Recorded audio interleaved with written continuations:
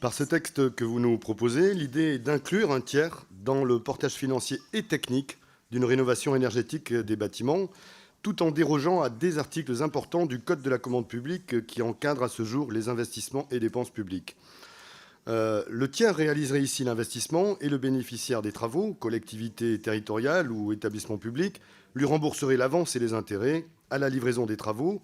ou bien selon un échéancier négocié au contrat préalable et dont les termes et le taux seraient en fonction des économies réalisables par le maître d'ouvrage.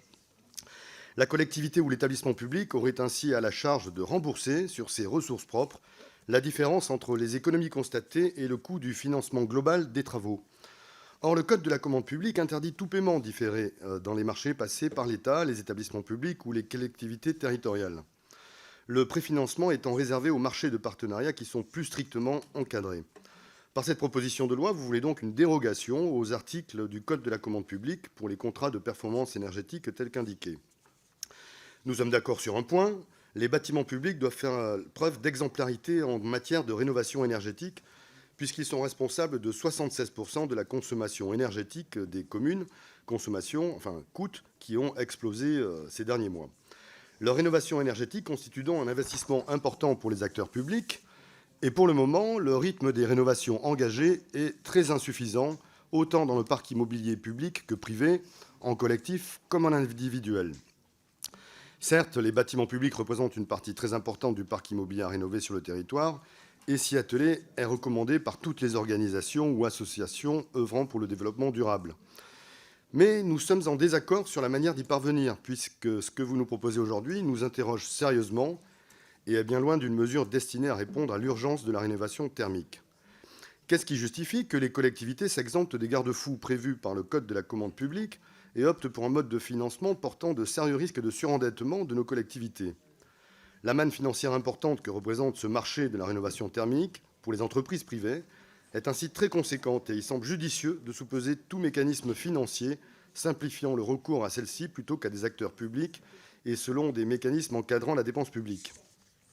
De plus, il apparaît quelque peu hypocrite de la part du gouvernement et de la minorité présidentielle qui porte cette proposition de loi de défendre un tel texte alors qu'il n'a pas intégré les amendements NUPES votés dans le budget sur la rénovation thermique des logements individuels et qui prévoyaient 12 milliards pour augmenter les fonds dédiés au dispositif MaPrimeRénov'-Sérénité à l'issue de l'utilisation du 49.3.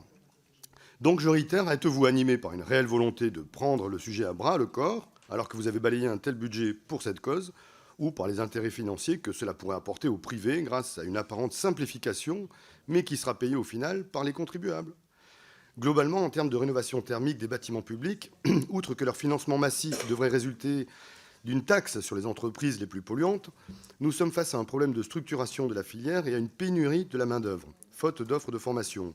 C'est donc aussi une question de formation des personnels des administrations qui devrait se poser pour assurer la rénovation thermique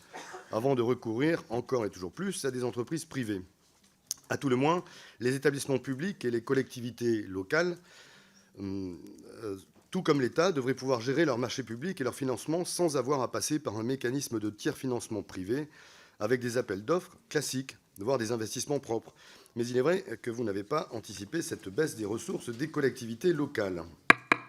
Pour ces multiples raisons, le tiers-financement dérogeant aux lois encadrant la commande publique est un dispositif dont la pertinence et l'utilité questionnent en matière de rénovation thermique, car il présente un risque potentiel fort d'endettement des collectivités territoriales et des établissements publics,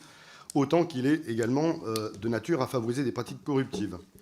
Néanmoins, notre position sur ce texte, si elle est à cet instant à minima réservée, se fondera sur l'examen des amendements que nous allons étudier ensemble.